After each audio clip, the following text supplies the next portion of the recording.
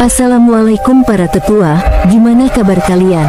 Semoga selalu sehat dan dilancarkan rezekinya, amin. Jumpa lagi bareng alurku, yang akan menemani kalian semua dengan cerita-cerita menarik seputar Donghua. Oke, langsung aja ke ceritanya. Bahaya yang kemungkinan akan datang di area Laut Mati. 6 manusia dari dunia langit tiba-tiba berhenti melayang begitu melihat riak luar biasa dari kedalaman Laut Mati. Laut yang terhampar luas di bawah seakan ingin menelan mereka. Padahal mereka saat ini berada cukup tinggi dari permukaan laut. Pemimpin para manusia dari dunia langit ini, Tu Lingko, mendongak menatap langit dengan kerutan di dahinya. Dia baru pertama kali melihat fenomena seperti ini. Bahkan saat Kaisar Langit, Zhang Binji, berhasil mencapai alam Kaisar, hal seperti ini tak terjadi di dunia langit. Senior, tuh fenomena macam apa ini? Apa seseorang dari alam lain selain alam dunia langit, dunia tengah dan dunia bawah menerobos pembatas yang ada? Kata salah satu pemuda di antara mereka. Tu Lingko menggelengkan kepalanya.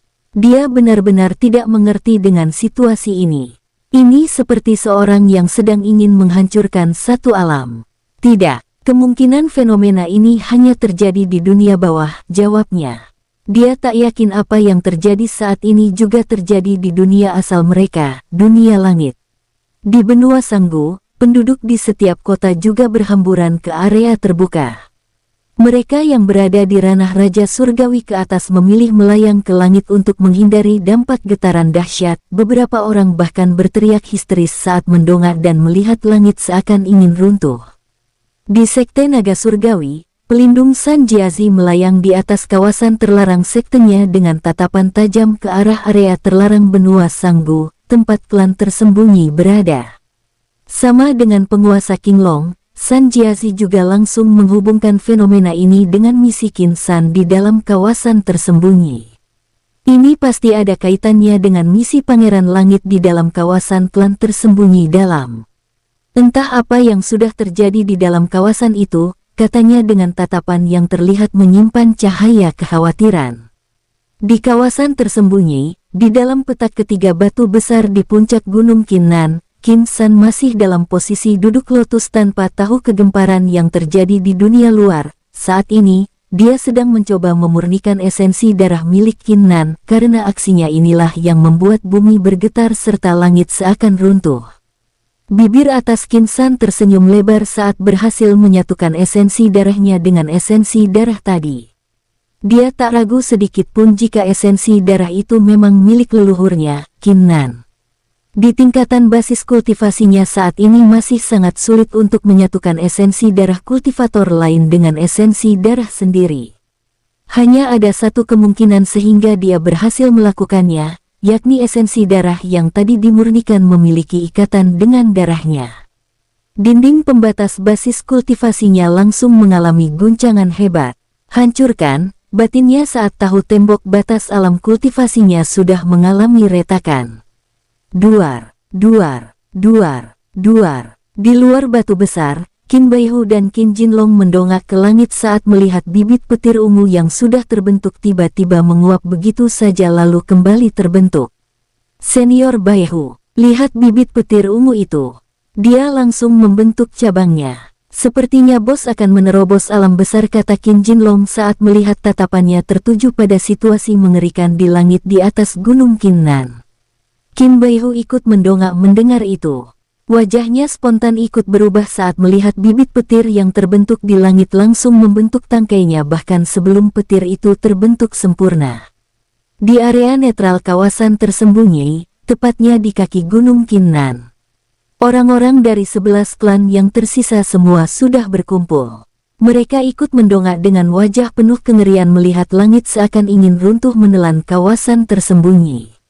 Apa sebenarnya yang sedang ditemukan Tuan Muda Qin di puncak Gunung Qinnan? Gumam pelindung Nan sambil melayang dengan wajah penuh telisik di dalam batu besar. Qin San masih tidak tahu dengan situasi mencekam di luar sana. Kebahagiaan benar-benar terpancar dari wajahnya berkat asensi darah. Qinnan yang berhasil dimurnikan dan disatukan dengan esensi darahnya, dia akhirnya berhasil menerobos 4 alam kecil sekaligus. Saat ini dia sudah berada di alam mulia tingkat 9. Meski matanya masih tertutup namun senyuman merekah dari bibirnya. Belum berakhir, batinnya saat getaran pada pembatas basis kultivasinya yang baru terbentuk belum juga reda. Dia membuka satu jalur merdian yang selama ini sengaja dia tutup untuk membatasi aliran energi pohon kehidupan kedantiannya. Qin San tak ingin menyepelekan terobosannya kali ini.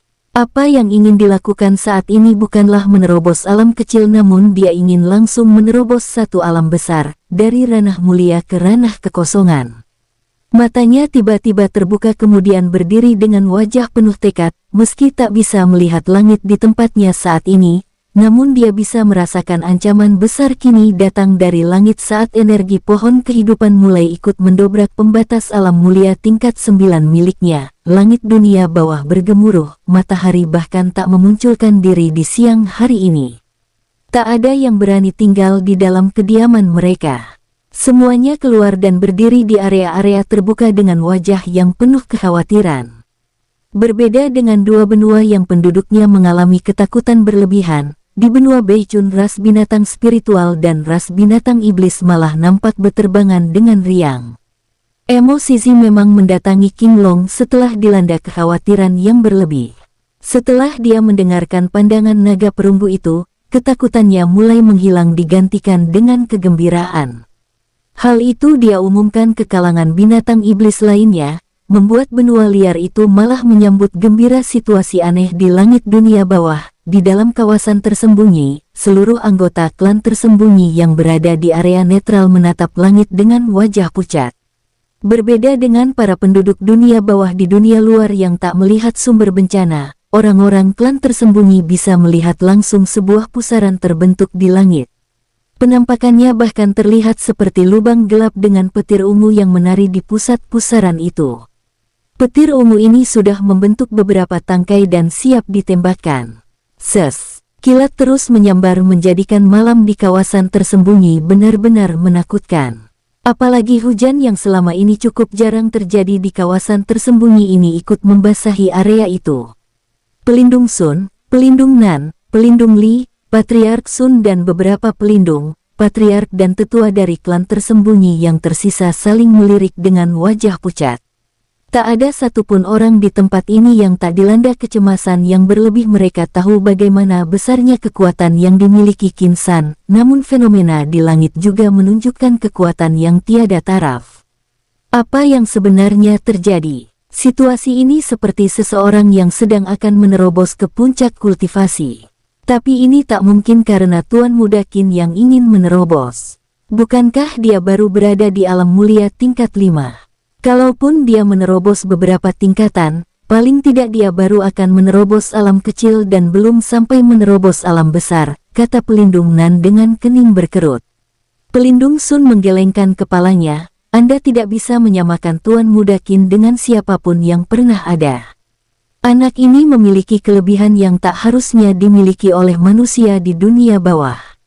Hal itu membuat setiap terobosannya selalu mengundang murka langit yang tak terkira. Langit selalu tak ingin ada yang tumbuh dengan kekuatan yang bisa meruntuhkan penguasa tertinggi, kata pelindung Sun sambil menghela nafas panjang. Semua orang yang mendengarnya terdiam. Apalagi saat pelindung Sun menyebut Qin San menerobos 2 kali alam kecil di kawasan terlarang klan Sun dan selalu mengundang amarah langit berupa petir ungu. Jadi menurutmu, Tuan Muda Qin saat ini akan menerobos alam besar? Tanya pelindung Li. Sun Bao mengangguk pelan. Di langit, pusaran yang terbentuk di sekitar bibit petir ungu yang sudah terbentuk sempurna makin membesar. Petir ungu seperti menyerap kekuatan dari pusaran itu dengan percikan cahaya-cahaya ungu di lingkaran pusaran yang terbentuk. Di dalam gua batu besar, Qin San yang sudah berdiri dengan api sin-sin menari di pundaknya menengadah menatap langit-langit gua itu. Tidak bisa. Aku harus pindah dari sini. Aku tidak ingin merusak isi dari peti ini. Bahkan sebelum melihatnya, batin Qin San, meski belum melihat apa yang ada langit karena berada di dalam lubang batu besar itu, namun dia tahu betul bagaimana langit selalu nyaris membunuhnya setiap kali ia menerobos alam besar di luar pagoda 9 tingkat. Tubuhnya tiba-tiba menghilang kemudian muncul di depan lubang batu besar. Matanya menyipit saat menyaksikan langsung lubang besar yang ada di langit dengan petir ungu yang sudah menari siap menembakkan bunganya ke arah dirinya. Bibir atasnya terangkat melihat dua binatang spiritual yang selama ini bersamanya sudah terbang di atas gunung itu tanpa rasa takut sedikit pun. Baihu, Jinlong, minggirlah. Jangan halangi petir itu menunaikan keinginannya, katanya mengirimkan suaranya pada harimau putih bersayap yang terbang dan terus meraung di atas langit serta Qin Jinlong yang kini menampilkan wujud naga hitam. Setelah mengatakan itu Qin San bergerak menjauh dari batu besar itu. Qin Baihu dan Qin Jinlong sendiri mendarat di sisi yang lain sambil menatap Qin San yang sedang berdiri tegap mendongak ke langit layaknya seseorang yang menantang murka langit. Pedang dewa nampak di tangan kanannya. Zirah emas terbentuk sempurna di tubuhnya saat mengaktifkan kekuatan tubuh mulia miliknya dengan teknik yang diajarkan Titan. Juden, hancurkan. Batinnya kemudian emobilisasi energi pohon kehidupan yang lebih besar ke dantiannya. Dia ingin menghancurkan pembatas alam mulia tingkat 9 miliknya dengan dorongan energi yang lebih besar. Suara guntur menggema memekakan telinga semua orang di dunia bawah. Di dalam kawasan tersembunyi para anggota klan tersembunyi dengan alam rendah bahkan harus melindungi telinga mereka dengan energi pembatas karena besarnya guntur yang terdengar di tempat mereka sedang berdiri menatap langit. Petir ungu terlepas dari pusaran hitam besar di langit seperti anak panah yang lepas dari busurnya. Lebih dari 10 garis zigzag langsung terlepas merayapi gelapnya malam kawasan tersembunyi. Qin San melayang tinggi di langit tak menunggu petir ungu itu menggapai tubuhnya di daratan puncak gunung Qinnan. Zirah emas yang melindungi tubuhnya bercahaya lebih terang. Pedang dewa menampakkan cahaya merah di bilahnya dan api sinsin menari seperti lidah yang siap menangkap mangsanya. Pelindung Sun, pelindung Nan dan orang-orang kawasan tersembunyi yang melayang di atas kaki bukit gunung Qinnan bisa melihat. Dengan samar cahaya emas zirah Qin San yang seperti cahaya kecil sedang menyambut datangnya petir ungu yang makin dekat. Mereka semua menahan nafas menunggu apa yang akan terjadi. Mata orang-orang ini tak berkedip begitu melihat kedua cahaya. Antara cahaya kecil berwarna emas yang melayang dari puncak gunung Qinnan dan ujung 10 petir ungu akan bertemu. Duar.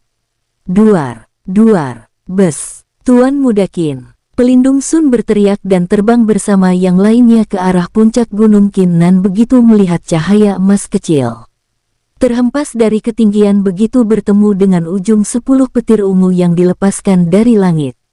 Sayangnya, orang-orang ini tak bisa terbang lebih jauh karena terhalang oleh garis pembatas yang masih aktif melindungi puncak gunung Qinnan. Hati Sun Bao dipenuhi kekhawatiran. Dia tahu jika penampakan cahaya emas yang terhempas dari langit pasti Qin San, situasi di langit tiba-tiba tenang. Pusaran hitam yang nampak jelas karena cahaya dari bibit petir ungu perlahan menguap dengan menghilangnya petir ungu. Apa dia berhasil, gumam pelindung Nan dengan wajah ketakutan, melihat 10 petir ungu tadi. Dia yakin jika dirinya ditempatkan sebagai target petir ungu itu, dia mungkin akan menjadi abu. Jangankan 10 petir ungu seperti tadi, 1 petir ungu pun menurutnya akan sulit dia tanggung. Jenius macam apa yang menerima amarah langit 10 petir ungu sekaligus, gumam pelindung Li tak habis pikir dengan kejadian yang disaksikannya langsung, di kediaman klan Wui yang kini dibalut kesedihan oleh seluruh anggota klan yang tersisa. Aura menakutkan terpancar dari kawasan terlarang kediaman itu. Mereka baru saja terlepas dari rasa gelisah atas kondisi yang begitu menakutkan di langit kawasan tersembunyi. Kini mereka kembali diliputi perasaan kecemasan begitu aura yang menakutkan datang dari arah kawasan terlarang kediaman mereka. Apa yang terjadi? Kenapa aura ini begitu menakutkan? Ini datang dari kawasan terlarang. Jangan-jangan, kata salah satu tetua klan Wui. Tetua pertama klan Wui yang berdiri di dekatnya mengangguk dengan wajah penuh telisik.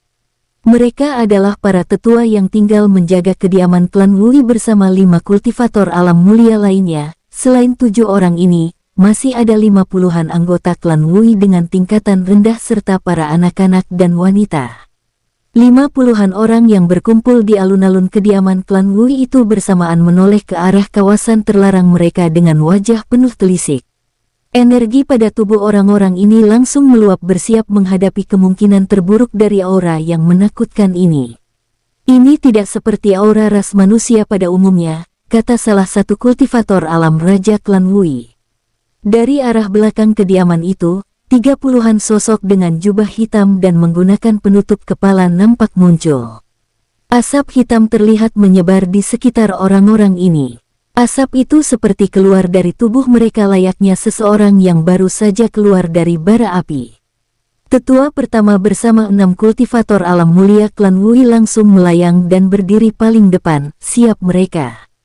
Kenapa mereka bisa muncul dari kawasan terlarang klan kita? Kata salah satu anggota klan Wui dengan nada penuh ketakutan saat merasakan tekanan yang begitu berat datang dari orang-orang yang kini berhenti tak jauh dari tempat anggota klan Wui sedang berkumpul. Sosok paling depan di antara 30-an. Sosok berkerudung itu mengangkat tangannya lalu menarik kerudungnya. Wajahnya yang menakutkan membuat semua anggota klan Wui yang tak mengenalinya langsung merinding ketakutan.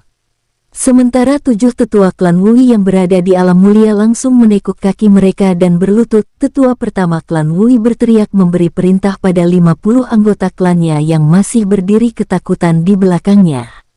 Apa yang kalian tunggu? Berlututlah pada Raja Iblis Feng, teriaknya. 50-an orang itu sama sekali tanpa komentar langsung ikut menekuk kaki mereka berlutut di depan 30-an sosok yang muncul ini. 30-an sosok ini adalah iblis neraka yang baru saja keluar dari lubang neraka yang selama ribuan tahun ini memang ada di kawasan terlarang klan Wui. Lubang ini menjadi jalan para iblis neraka untuk mencapai dunia bawah serta kawasan tersembunyi selama ini. Salah satu dari mereka adalah sosok yang digelari Raja Iblis Feng. Sosok iblis neraka yang dulu menggerakkan klan Wui mengusir klan Qin dari kawasan tersembunyi ini demi mencari sesuatu yang diinginkan Kaisar Iblis di Gunung Qinnan. Tempat yang dulu menjadi kawasan kekuasaan klan Qin. Ras iblis memang memiliki usia yang jauh lebih panjang dari manusia. Apalagi jika mereka hanya berdiam di neraka. Apa yang sudah terjadi di sini? Kenapa batu iblis dari pengikutku semuanya hancur? Di mana pelindung dan patriark kalian? Kata iblis neraka dengan gelar Raja Iblis Feng dengan tatapan tajam ke arah tetua pertama klan Wui. Tetua pertama klan Wui tidak berani mengangkat wajahnya. Dia menjelaskan kondisi di kawasan tersembunyi mulai dari serangan yang dilakukan klan Wui dan aliansinya ke kediaman klan Sun untuk memberi kesempatan pada para iblis untuk mencapai Gunung Qinnan tanpa diketahui oleh klan tersembunyi lainnya.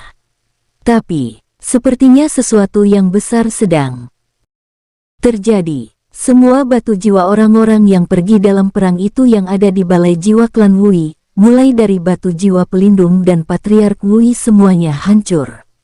Mereka tidak mungkin mati hanya karena klan Sun, jelasnya. Dia juga menceritakan fenomena yang baru saja terjadi.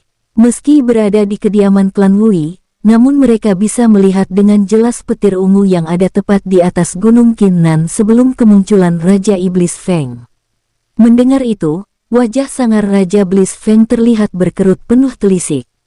Dia langsung mengabaikan tetua pertama klan Wui dan anggota klan Wui yang lainnya dengan menghilang begitu saja dari depan orang-orang ini bersama 30 pengikutnya. Sementara itu di puncak Gunung Qinnan, Qin San duduk bersila di dalam kubangan besar di puncak Gunung Qinnan. Meski dia dihempaskan oleh daya ledak 10 petir ungu, namun dia malah meraih manfaat besar. Dari petir ungu tadi, Qin San akhirnya berhasil menghancurkan pembatas alam mulia tingkat 9 miliknya. Selain berhasil menerobos, petir ungu tadi juga berhasil membuat api Sin-Sin menumbuhkan tambahan 1 tangkai nyala apinya. Api surgawi ini kini memiliki tangkai nyala api setelah berhasil menangkap begitu banyak energi dari 10 petir ungu yang mencoba membunuh Qin San. Aura alam kekosongan menyeruak dari tubuhnya. Daging pada beberapa bagian tubuhnya yang awalnya hancur akibat petir ungu tadi mulai mengalami generasi. Aku bahkan tidak perlu lagi menyeimbangkan pondasi basis kultivasiku di alam kekosongan karena esensi darah leluhur Qinnan, batinnya sambil melompat keluar dari kubangan dengan senyuman mereka ke arah Qin Baihu dan Qin Jinlong yang menyambutnya dengan kegirangan. "Selamat bos, Anda sudah mencapai puncak dunia bawah," kata Qin Baihu. Qin San mengangguk kemudian mengusap kepala harimau putih itu lalu berjalan mendekati Qin Jinlong. "Selamat bos," kata naga emas itu. Qin San kembali mengangguk dan juga mengusap kepala naga besar itu. Dia lalu berjalan kembali ke arah batu besar yang masih berdiri sempurna, tak tersentuh sedikit pun dampak dari fenomena yang ditimbulkan oleh terobosan Qin San. Qin San merasa keputusannya untuk keluar dari batu ini sudah sangat tepat. Dengan begitu batu berlubang peninggalan klan Qin ribuan tahun silam ini akhirnya masih bisa bertahan. Dengan daya ledak 10 petir ungu tadi, Qin San bisa memastikan jika batu besar ini akan berubah menjadi debu begitu terhantam oleh petir ungu tadi. Dia berjalan memasuki batu besar itu tanpa kendala seperti saat pertama ingin memasuki lubang batu ini. Qin San langsung menuju petak ketiga dari 3 petak ruangan yang ada di dalam lubang batu itu. Dia kini berdiri di depan peti besar di atas panggung batu di dalam ruangan itu. Benda kecil yang dia ambil dari pelindung klan Ling masih melayang diam di atas peti itu. Cahayanya sama sekali tak meredup. Qin San berjalan mengitari kotak itu. Dia sedang mencoba mencari cara membuka peti ini sambil menyentuh seluruh sisi kotak. Begitu telapak tangannya bersentuhan dengan kotak itu, sesuatu layaknya makhluk hidup di dalam kotak meronta membuat kotak besar itu bergetar hebat. Qin San segera mengangkat tangannya dari kotak. Saat tak tangannya terlepas dari kotak besar yang setinggi dirinya itu, getaran pada kotak itu juga sontak berhenti. Apa yang ada di dalam kotak ini? Batin Qin San tak ingin ceroboh. Dia akhirnya mengaktifkan kekuatan tubuh mulianya. Zirah emas langsung terbentuk membungkus tubuhnya. Tatapan Qin San tertuju pada pengait yang ada di penutup kotak besar itu. Dia melayang rendah mencoba mencapai pengait yang ada di bagian atas kotak. Energi dari dantiannya meluap untuk mengantisipasi kemungkinan terburuk atas apa yang ada di dalam kotak ini. Qin San mengalirkan energinya kemudian dipadatkan untuk melepaskan pengait peti yang ada di bawahnya. Dia tak ingin menggunakan tangannya. Setelah 2 kali percobaan, setiap kali tangannya menyentuh lapisan luar peti, sesuatu seperti mengguncang peti itu. Dari dalam dengan sikap waspada, Qin San mulai menggerakkan energinya yang sudah dipadatkan untuk melepas pengait peti. Apa sebenarnya di dalam peti ini? Kenapa leluhur Qin Nan membuat perlindung pada peti ini begitu berlapis? Batinnya begitu energinya yang dipadatkan nyatanya tak bisa melepaskan pengait itu. Sambil menarik napas panjang, Qin San akhirnya memutuskan menjulurkan tangannya langsung. Entah apa yang ada di dalam peti ini.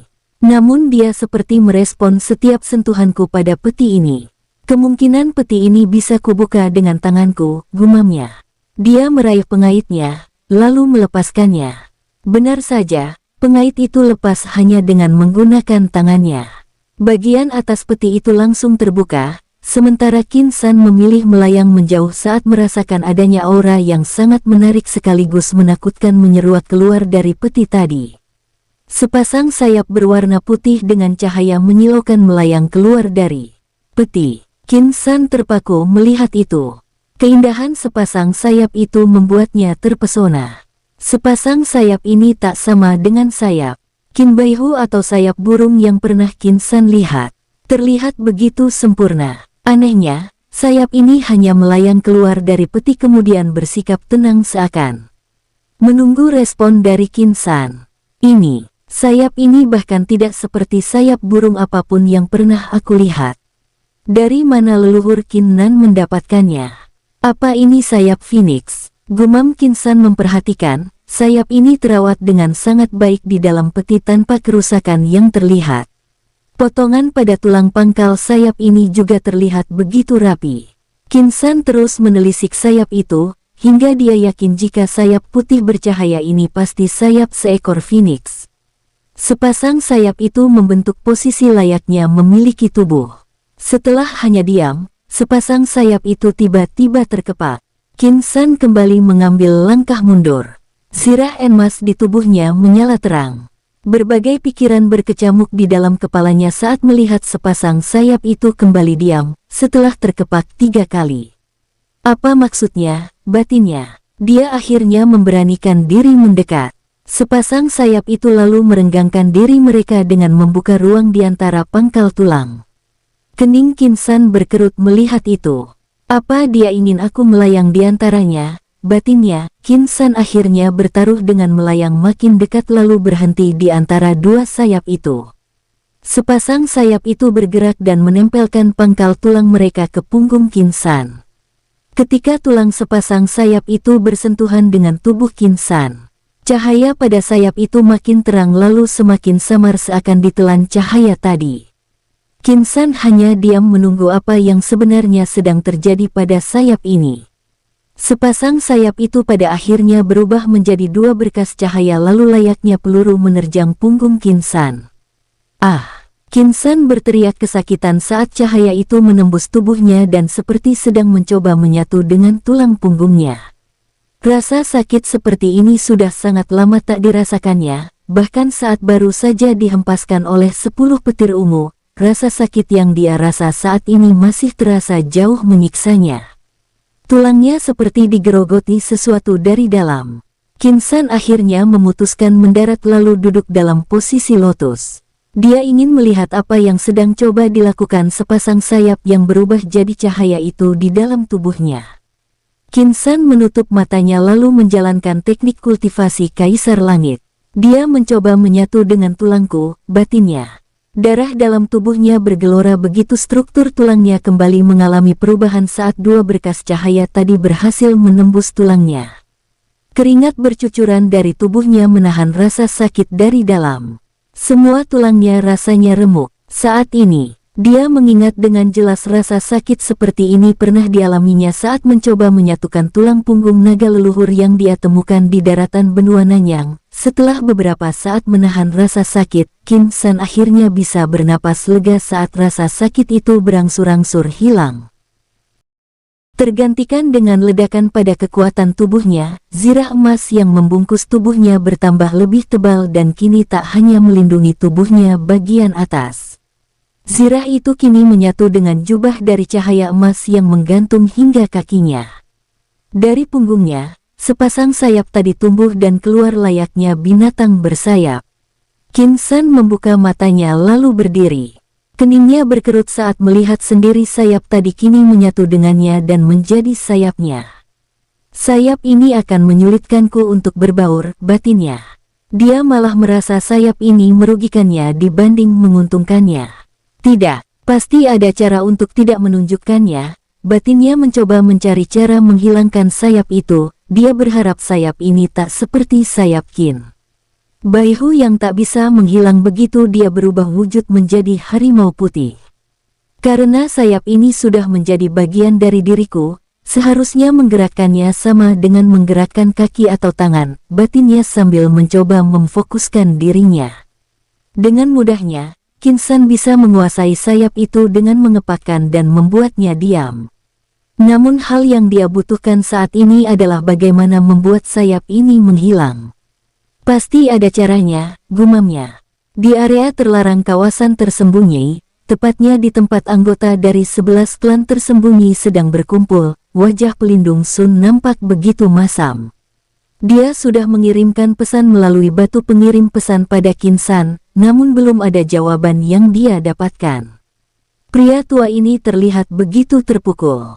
Meski jauh di dalam dirinya, dia tak percaya petir tadi membunuh Qin San. Dia selalu percaya, keturunan Qin Nan akan menjadi penguasa baru dunia bawah dan membawa ketenangan dunia bawah seperti dulu kala. Pelindung Sun, kamu tak usah khawatir seperti itu. Tuan muda Qin baik-baik saja, kata pelindung Liang melihat reaksi wajah Sun Bao. Sun Bao menoleh menatap pelindung Li dengan kening berkerut. Pria tua ini awalnya adalah musuh yang tergabung dalam aliansi klan Wui. Bagaimana mungkin dia sekarang begitu yakin Qin San baik-baik saja setelah terhantam petir dengan daya ledak seperti yang mereka lihat sebelumnya? Pelindung Li seperti mengerti tatapan Sun Bao lalu kembali membuka mulutnya. Apa Anda lupa jika aku sudah dipasangi segel budak oleh Tuan Muda Qin? Jika Tuan Muda Qin mati karena petir itu, segel budak di jiwaku harusnya sudah hancur. Namun segel budak ini malah makin kuat, jelasnya. Dua pelindung klan lainnya akhirnya juga melontarkan pendapatnya. Mereka juga sudah dipasangi segel budak oleh Qin San sehingga bisa merasakan dengan jelas jika tuan mereka masih hidup dengan bertahannya segel budak di lautan kesadaran mereka. Hahaha, aku benar-benar lupa soal itu, kata Sun Bao yang kini tertawa begitu senang. Pelindung Nan yang berdiri di sampingnya hanya bisa menggelengkan kepalanya melihat respon pria tua ini. Dari arah timur, sekelompok bayangan hitam mulai mendekati area tempat para anggota klan tersembunyi berkumpul menunggu Qin San turun dari puncak gunung Qin Nan. Mereka adalah rombongan iblis neraka yang keluar dari lubang neraka di kediaman klan Wui. Aura iblis neraka. Jangan-jangan masih ada iblis neraka yang sebenarnya bersembunyi di kediaman klan Wui, kata Sun Bao begitu merasakan aura kegelapan yang pekat mulai menghampiri mereka. Sun Bao menoleh ke Patriark Sun dan para tetua 11 klan tersembunyi dengan wajah penuh kekhawatiran. Cepat arahkan semua anggota klan berkumpul di satu tempat. Bersiaplah untuk kemungkinan terburuk meninggalkan area ini. Aku merasa iblis yang datang ini jauh lebih menakutkan dari iblis yang sebelumnya dihancurkan Tuan Muda Qin, kata Sun Bao. Nan Xuan mengangguk setuju, dia juga bisa merasakan dengan jelas aura kegelapan yang lebih pekat dari iblis neraka yang sebelumnya dia hadapi bersama Qin San. Para pelindung klan lain bersama Patriark dan para tetua langsung mengatur orang-orang 11 klan untuk memisahkan diri dari Sun Bao dan yang lainnya. Pelindung Sun, pelindung Nan, pelindung Li, Jiu Kang, serta beberapa pelindung dari 8 klan lainnya kini berdiri menghadap ke arah datangnya aura kegelapan. Suasana malam makin mencekam dirasakan oleh anggota 11 klan. Jiu Kang menoleh ke puncak gunung Qin Nan lalu membuka mulutnya. Kita hanya perlu membawa para iblis neraka yang datang ini ke arah puncak gunung Qin Nan dan bertarung di area pembatas suci gunung Qin Nan, sarannya. Dengan berada di area itu, dia berharap Qin San bisa merasakan bahaya yang kini menghampiri 11 klan dan segera meninggalkan puncak gunung Qin Nan untuk membantu mereka. Bahkan Jiu Kang yang berasal dari dunia langit pun bisa merasakan tekanan luar biasa dari aura kegelapan yang sudah terasa makin mendekat. Di dunia langit bukannya tidak ada iblis. Bahkan di dunia yang dikenal oleh para kultivator manusia sebagai surga kultivasi itu, seperempat wilayah dunia langit sudah dikuasai oleh iblis. Meski kebanyakan iblis yang ada di dunia langit juga tidak berasal langsung dari neraka, namun kekuatan para iblis itu tentu saja tak bisa disandingkan dengan ras iblis yang pernah dihancurkan Qin San di benua Beichun. Tapi merasakan aura kegelapan yang datang, Jiu Kang yakin, iblis neraka yang datang ini mungkin sama kuatnya dengan pemimpin ras iblis di dunia langit. Tak lama berselang, 30-an sosok dengan jubah dan kerudung hitam akhirnya muncul di tempat itu. Asap hitam masih terlihat jelas terus menguap dari tubuh para iblis ini. Itu menandakan, para iblis ini baru saja tiba di dunia bawah. Semakin lama di dunia bawah, para iblis neraka pun akan kehabisan aura neraka pada tubuh mereka. Hal itu yang dialami para iblis yang sebelumnya dihadapi Qin San. Mereka sudah terlalu lama di dunia bawah sehingga aura neraka mereka sudah memudar bahkan terkesan menghilang. Namun 30 sosok iblis yang muncul ini masih menyeruakkan aura neraka yang begitu pekat dan menakutkan.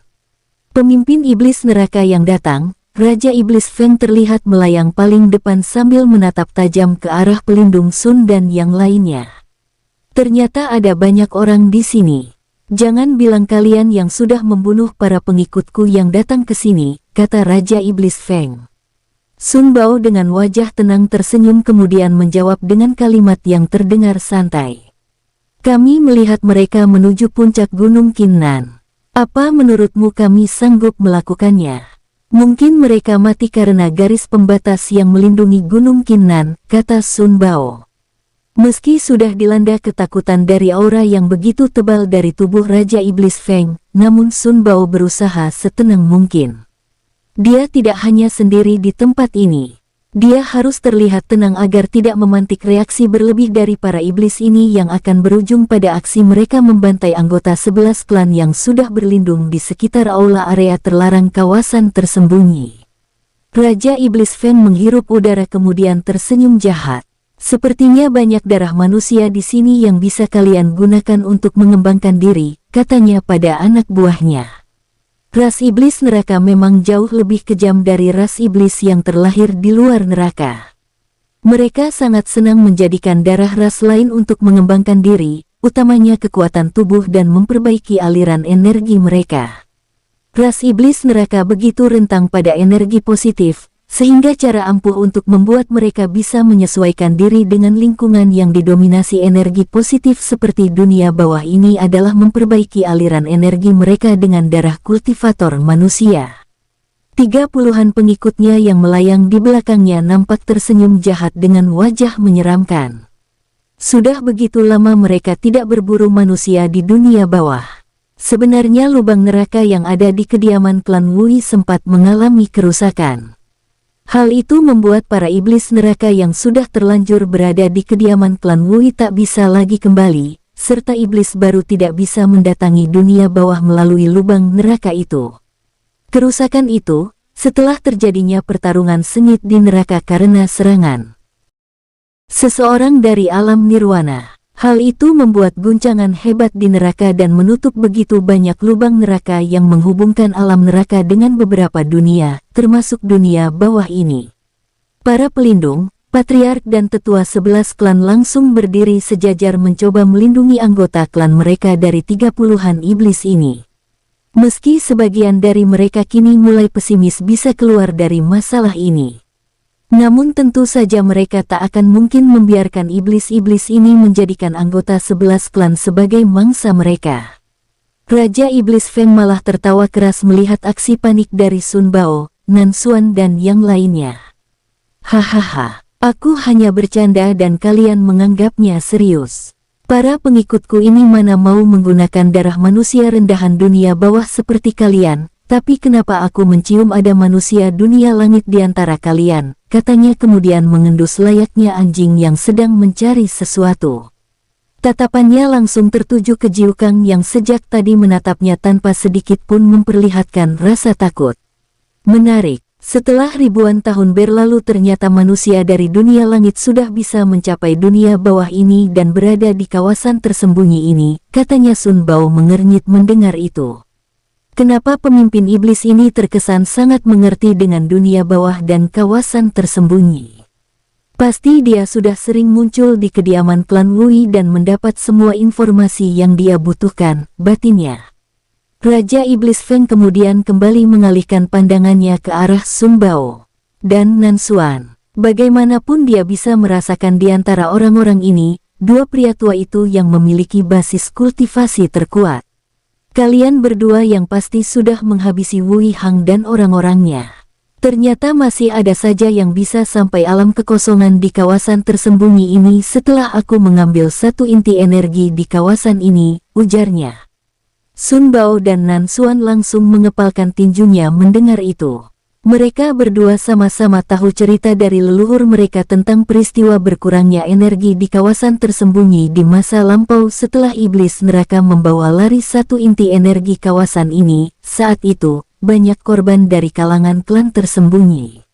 Jadi kamu pelaku pencurian ribuan tahun silam itu, kata Sun Bao. Raja Iblis Feng mengangguk ringan kemudian tertawa keras. Aku datang bukan untuk membahas itu. Lagi pula dengan tingkatan kalian, bahkan jika aku mengatakan semuanya, kalian juga tak akan sanggup membalas peristiwa itu. Jika kalian berusaha melawanku kalian hanya akan menjadi korban dari cakarku, ujarnya.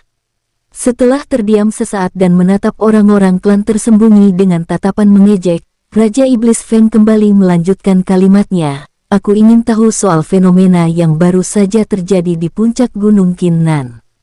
Katakan padaku apa yang terjadi sebenarnya. Apa ada seseorang yang berhasil memasuki area yang sudah diberi garis pembatas di gunung ini? Tanyanya penuh keingintahuan. Dia sudah mendengar dari tetua klan Wui tentang fenomena menakutkan di kawasan tersembunyi sebelum mereka tiba. Sayangnya informasi itu tidak lengkap. Karena itu, Raja Iblis Feng ingin mendapatkan informasi dari orang-orang ini. Dia yakin, berkumpulnya orang-orang klan tersembunyi di tempat ini pasti ada hubungannya dengan fenomena aneh itu. Ternyata para iblis ini juga memperhatikan fenomena yang diundang Tuan Muda Qin. Kalau begitu sebaiknya aku memancing mereka menerobos ke puncak Gunung Qinnan, batin Sun Bao. Dia melihat sendiri bagaimana kekuatan Qin San sebelum menerobos di puncak Gunung Qinnan yang bisa mengatasi dengan mudah para iblis neraka yang sebelumnya ingin melanggar batasan suci Gunung Qinnan.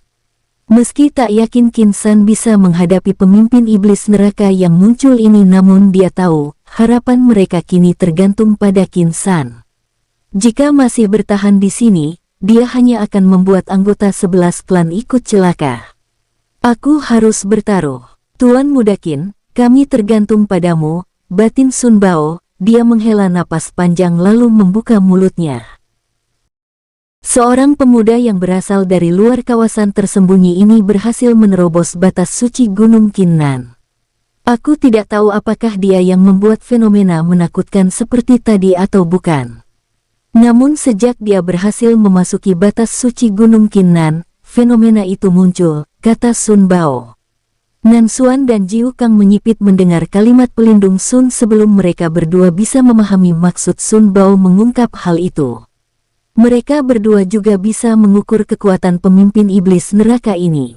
Jika mereka ngotot bertahan di tempat ini menghadapi para iblis ini, bukan hanya mereka yang akan mati tapi anggota 11 klan yang sedang berlindung di sekitar aula area terlarang kemungkinan juga akan menjadi mangsa para iblis neraka ini. Raja Iblis Feng sendiri mengerutkan keningnya mendengar kalimat Sun Bao. Dia menatap tajam raut wajah Sun Bao, namun pria tua ini cukup tenang sehingga dia kesulitan memastikan kebenaran kalimat Sun Bao. Apa kamu mencoba menipuku? Jangan-jangan kalian mempersiapkan jebakan untuk kami di area suci Gunung Qinnan, tanyanya. Sun Bao malah tertawa mendengarnya. Anda yang sudah mengambil satu inti energi di kawasan tersembunyi ini dan membantai beberapa tetua kami saat itu. Apa yang membuat Anda takut dengan jebakan yang kami siapkan? Bahkan saat para tetua klan tersembunyi di masa lampau dengan basis kultivasi yang jauh lebih tinggi dari kami pun bisa Anda bantai, katanya. Raja Iblis Feng akhirnya ikut tertawa mendengar itu. Meski sangat kuat, iblis neraka pada dasarnya sangat mudah dimanipulasi karena kebodohan mereka. Karena kekurangan itu juga, ras iblis neraka begitu berhati-hati saat menghadapi manusia yang mereka kenal memiliki kepintaran jauh dari ras mereka. Setelah suara tawanya menggema di tempat itu, raut wajah Raja Iblis Feng kembali. Seperti semula dengan penuh telisik lalu dengan garang menatap tajam Sun Bao. Kalau kamu berani membohongiku, aku bisa memastikan aku tidak akan peduli dengan apapun dan menghabisi seluruh manusia yang ada di dalam kawasan tersembunyi ini, katanya. Raja Iblis Feng akhirnya meminta Sun Bao dan para tetua klan tersembunyi yang sedang melayang menghadangnya mengikutinya ke batas suci Gunung Qinnan. Dia tak ingin orang-orang ini malah lari setelah menipunya.